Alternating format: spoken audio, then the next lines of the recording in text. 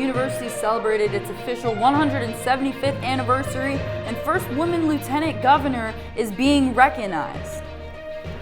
Plus, the Greene County Humane Society is hosting a 5K run, and Philadelphia High School's principal addresses a recent mass shooting. All this and more right here on WCTV.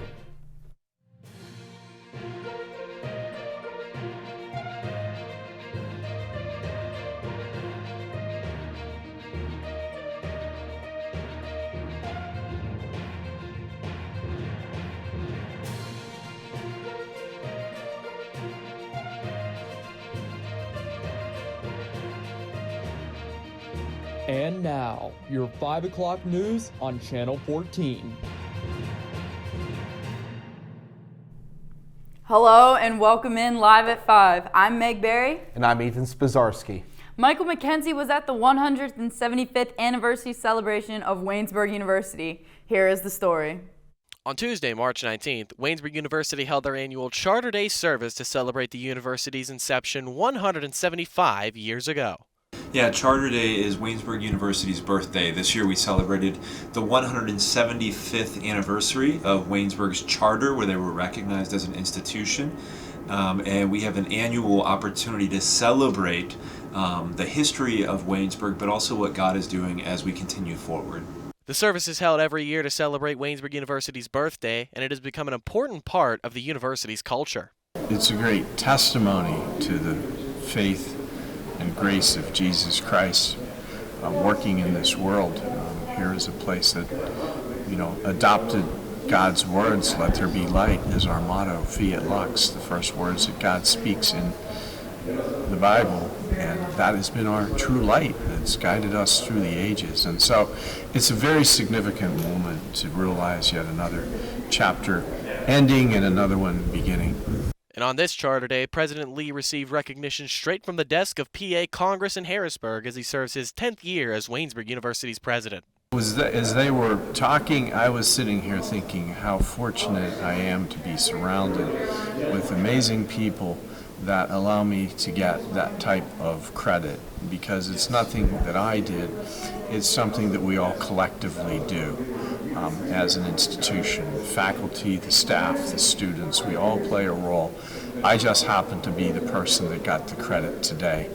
But if you were watching the whole ceremony, as I know you were, you also saw other recognitions of excellent people. Dr. Leopold receiving a Professor Emeritus, and the recipients of the Lucas Hathaway Teaching Award. So that's all part of that great story of excellence that we strive for here, and the way we support each other, which again is that Christian virtue of love that is so important in this mission here.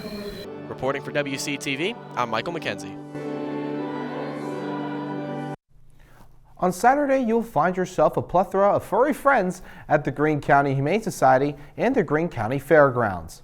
Logan Episcopo gives us a sneak peek into the event. The Greene County Humane Society is holding its annual Furry Friends 5K on March 23rd at the Greene County Fairgrounds. In order to register for the event, scan the QR code in the bottom right corner or visit ticketstripe.com/furryfriends2024. All dogs in attendance must be up to date on vaccinations and kept on a leash. Check-in at the fairgrounds is at noon, and the 5K will begin at 1:30. Don't want to take part in the Furry Friends 5K? No problem. At the Greene County Humane Society, located at 183 Jefferson Road, there will be a pet socialization event from noon to 5. There is an opportunity to adopt at the Happy Tails event. Applications to adopt must be completed by March 18th. To find an application, go to greenpet.org/adoption-application or scan this QR code that's on your screen. All proceeds raised at the Furry Friends 5K and the Happy Tails event will go to the Greene County Humane Society in order to help animals in need. The principal of Northeast High School spoke to the community Wednesday. This comes roughly a week after police arrested a fourth suspect in the March 6th shooting that injured 8 teens. The students were waiting for a city school bus after school. One of the students was shot 9 times and was in critical condition. All the victims are now reported as stable. The principal spoke about how the community is coping with the violence. Nearly 200 students in Philadelphia's schools were shot last year. 33 of those students ended up passing. A recent finding of a 2 to 4-year-old in a duffel bag in a local PA area has been found. Moving on to our package to show the coverage. I'm actually getting ready to move. Some neighbors in the city's Mantua section are alarmed after a child's body was found in a duffel bag Monday morning. Why would you do that to an innocent baby? Police say around 9:45 a.m., members of the city's Community Life Improvement Program, or CLIP, made the discovery working in the 600 block of North 38th Street. Among other things, it's a group that makes sure vacant lots and other areas are kept clean across the city. They opened up the bag and found the remains of what appears to be a juvenile between the ages of 2 and 4 years old. Action News was there as the medical examiner's office van pulled away with the remains inside. This is sad. No baby deserved that. It's unclear how long the child had been there. Apparently the child was in a poor state of decomposition, so it's probably been a while. The child has not been identified, and police aren't sure if it's a boy or a girl. Detectives spent much of the morning talking with neighbors like Stephen Tambin, who shared months of outside home surveillance video with detectives. The fact that it's a child just makes me sick.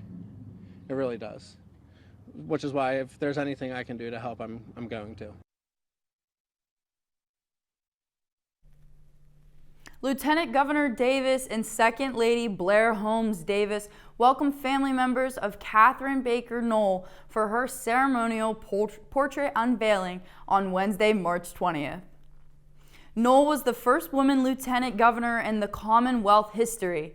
Nelson Shanks painted Knoll's official mural, which was completed in 2015 before Knoll unfortunately passed away. The painting will be permanently placed in the lieutenant's office in Harrisburg, Pennsylvania. In national news, a Texas immigration law is moving through the courts. And a 1,800-year-old statue was discovered in the United Kingdom. Coming up next on WCTV.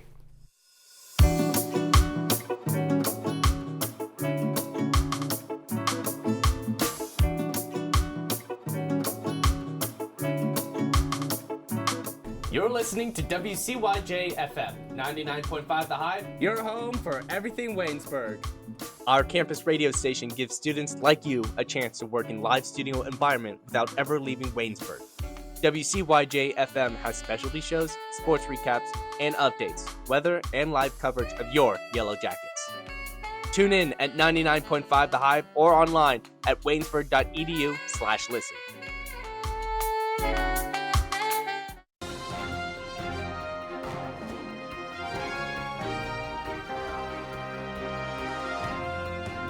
Welcome back to the newscast.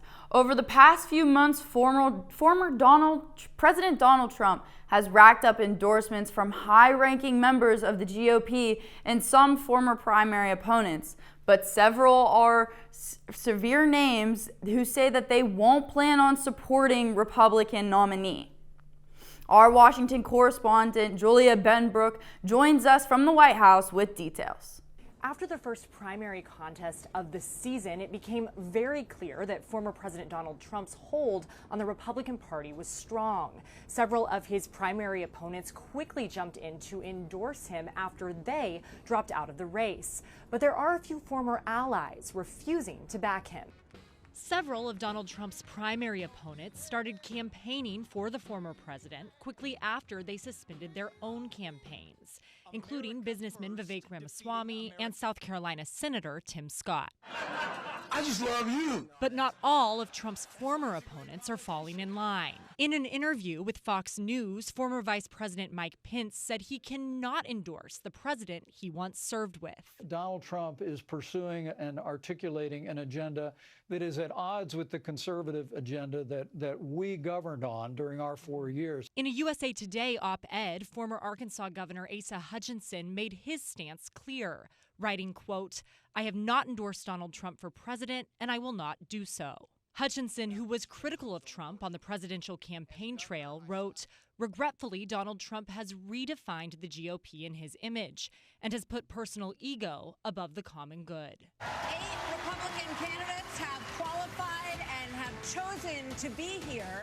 In order to get on the debate stage last year, the Republican candidates signed an RNC pledge promising to support the eventual nominee. Trump's former UN ambassador, Nikki Haley, has not made an official announcement of support, but has suggested she's no longer bound by that pledge. I think I'll make what decision I want to make.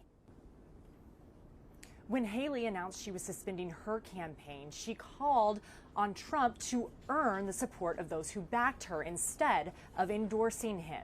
Now, both Trump and Biden are currently trying to gain the support of Haley's supporters. Reporting at the White House, I'm Julia Benbrook. A controversial immigration law in Texas is bouncing back and forth between the highest court in the land and a panel of federal appeal judges who heard legal arguments about it Wednesday. Laura Aguirre has more on Texas Senate bill for what it could happen and what could happen next. Texas is in a legal tug-of-war. Governor Greg Abbott wants to start enforcing SB 4, the state's new immigration law that he signed last year. It empowers state and local law enforcement to detain people they suspect of entering the U.S. illegally. But it's facing a myriad of legal challenges from the Biden administration and other groups. And while those court battles play out, the U.S. Supreme Court issued a temporary order Tuesday allowing Texas to enforce SB 4. But hours later, a federal appeals court slammed the brakes on that, and the governor pushed back Wednesday. Texas has a right to defend ourselves, and we will use that authority to declare an invasion and fight back against that invasion.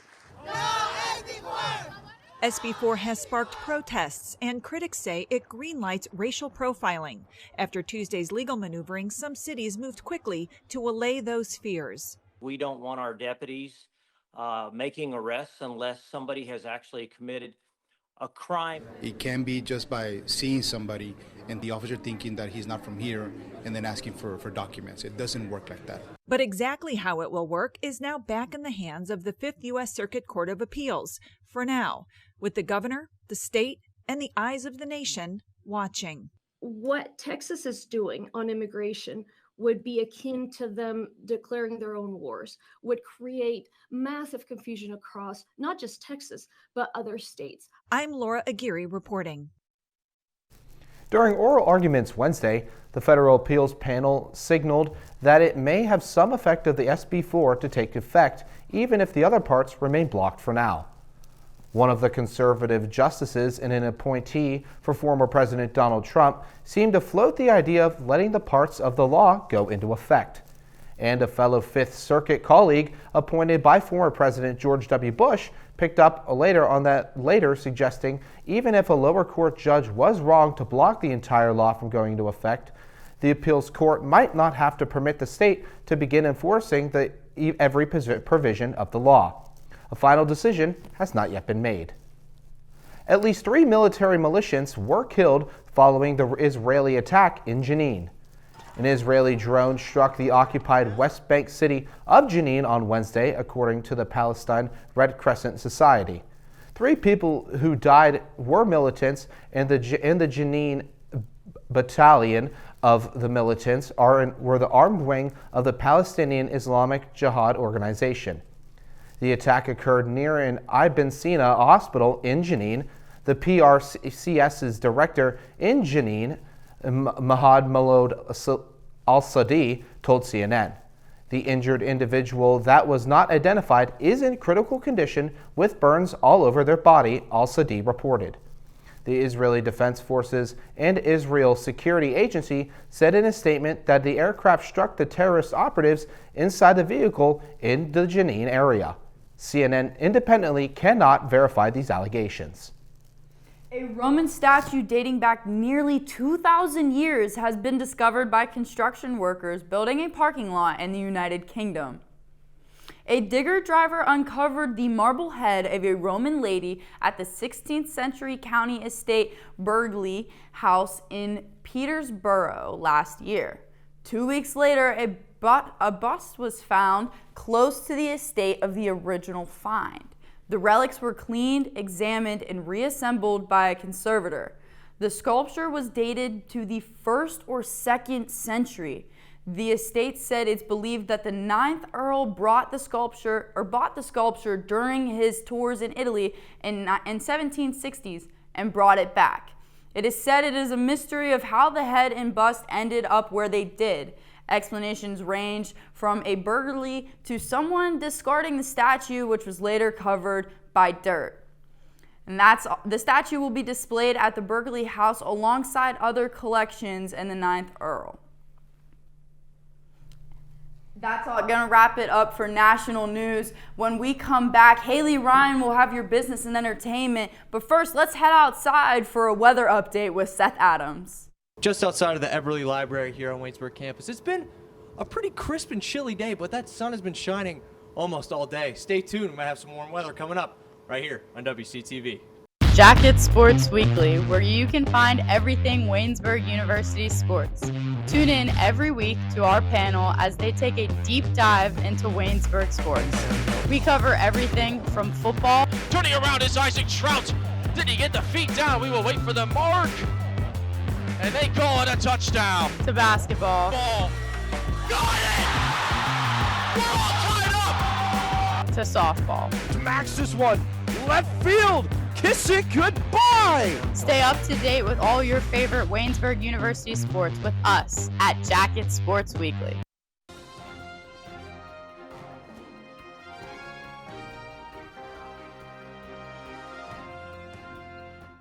Hello everybody and welcome back into the newscast. I'm Haley Ryan with your business and entertainment update.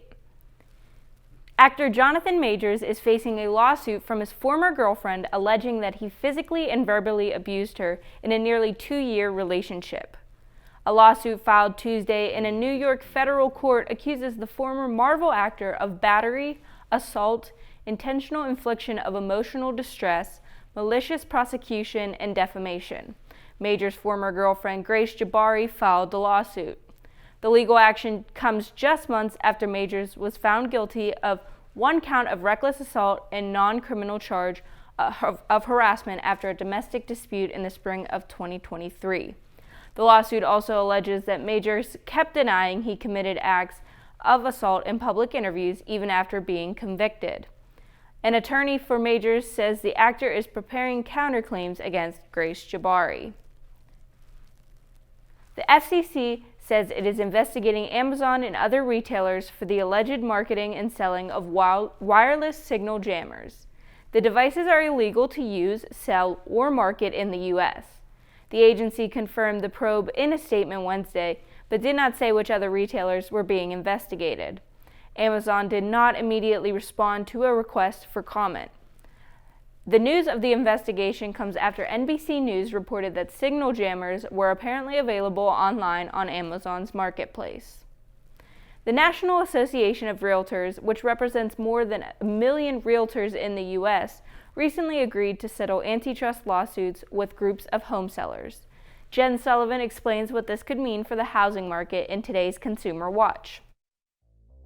Some big changes are likely coming to the housing market.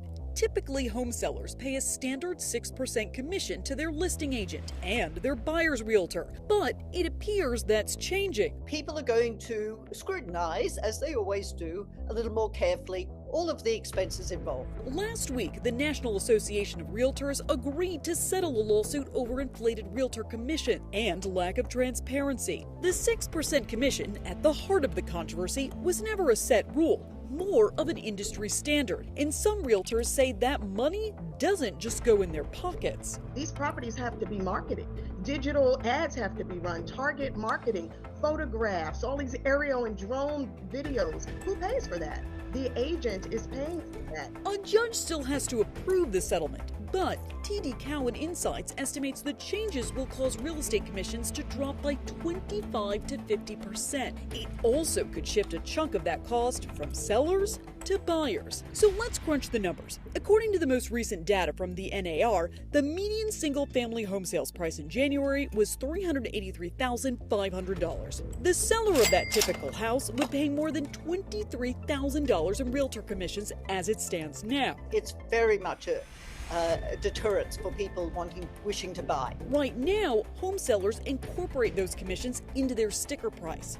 But some real estate experts say this settlement opens the door to much lower competitive commissions, perhaps even more flat rate fees, and that could mean a drop in average home sale prices. For Consumer Watch, I'm Jen Sullivan. Time for entertainment news. Here's David Daniel with the Hollywood Minute. My mother was magnificent. And he took it all from me. Who do we have here? It's Furiosa. The latest look at the new standalone Mad Max movie gives us more backstory for the title character played by Anya Taylor-Joy. Chris Hemsworth also stars. Furiosa, a Mad Max saga, blasts into theaters May 24th. Right here. Oh, thanks. Oscar nominee Jeffrey Wright is teaming up with 2 Oscar winners. He's joined the cast of High and Low, an adaptation of the Kurosawa thriller about a wealthy man dealing with a kidnapping. Spike Lee is directing and co-wrote the script, and Denzel Washington stars in the film, his 5th collaboration with Lee. It's a big week for fans of Hello Kitty Island Adventure. The Apple Arcade game is holding an in-game event with surprise gifts to mark International Day of Happiness on Wednesday. After all, Hello Kitty is all about happiness. In Hollywood, I'm David Daniel. That is going to do it for your business and entertainment update. Up next is Logan Lepiscopo with your sports report. Hey, how you doing? Excited to be here.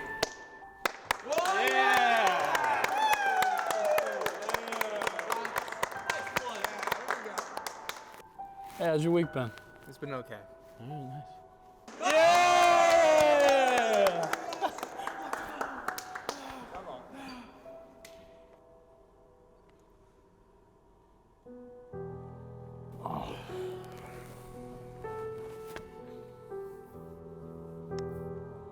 Hope everything else outside of basketball is good.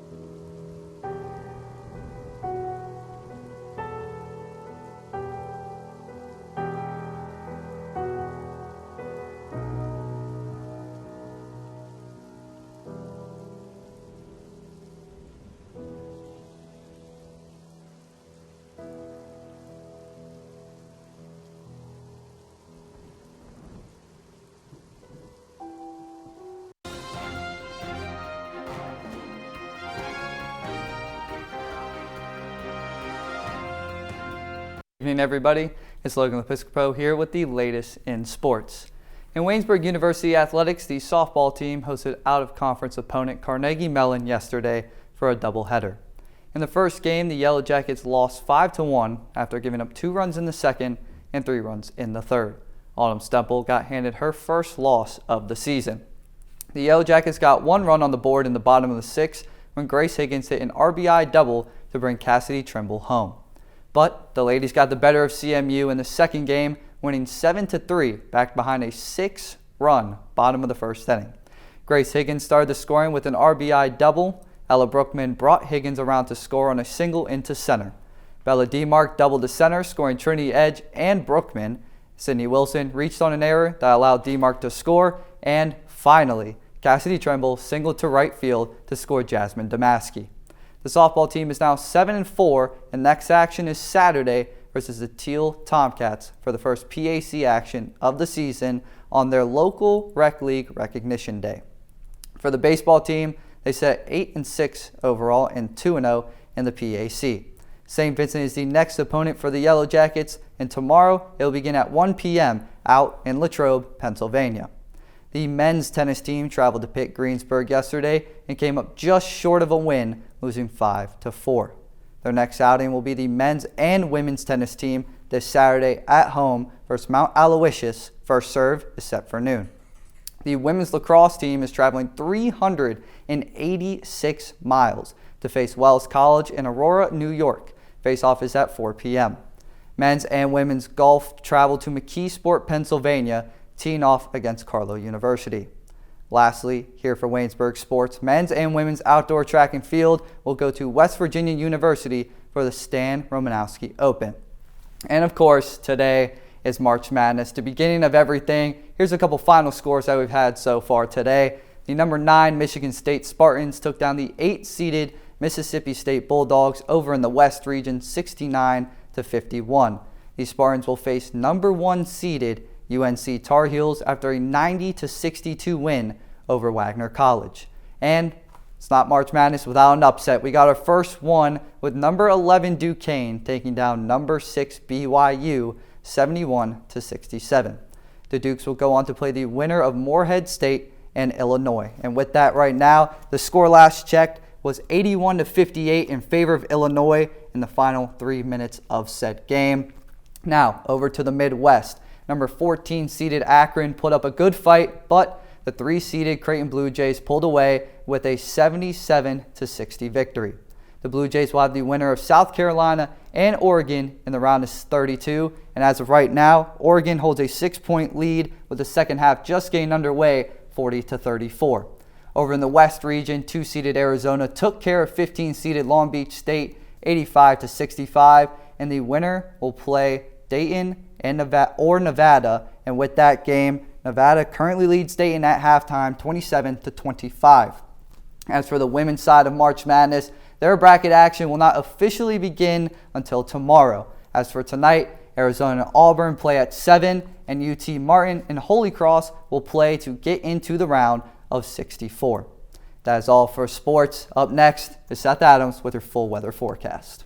You're watching WCTV, where we aim to bring you the best local coverage of what you care about most. Everything from local businesses to hometown sports and the latest weather. We're keeping up to date with what you need to know about issues that affect our campus and our community. We're telling the stories that matter, celebrating our past, our future, and our potential. So tune in for all the latest buzz right here on WCTV Channel 14, Waynesburg.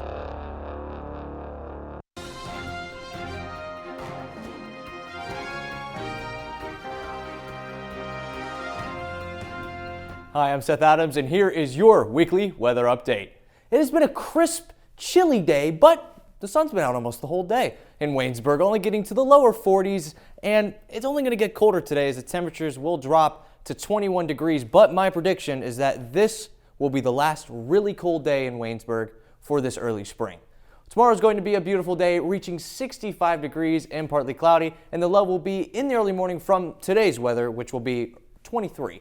Saturday, we are going to drop once again and only have a high of 50 with a chance of rain and reach a low of 32. Sunday, the sun will come out of those clouds again, and we will hang around that 55-degree mark and have a low of 23 once again.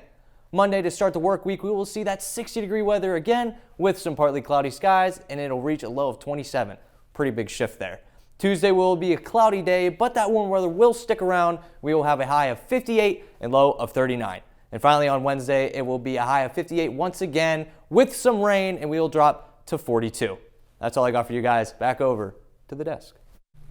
Thank you, Seth. And that's all we have for you today for the newscast on WCTV. For everybody here in front of the camera and everybody behind the scenes, thank you so much for tuning in, and have a great day.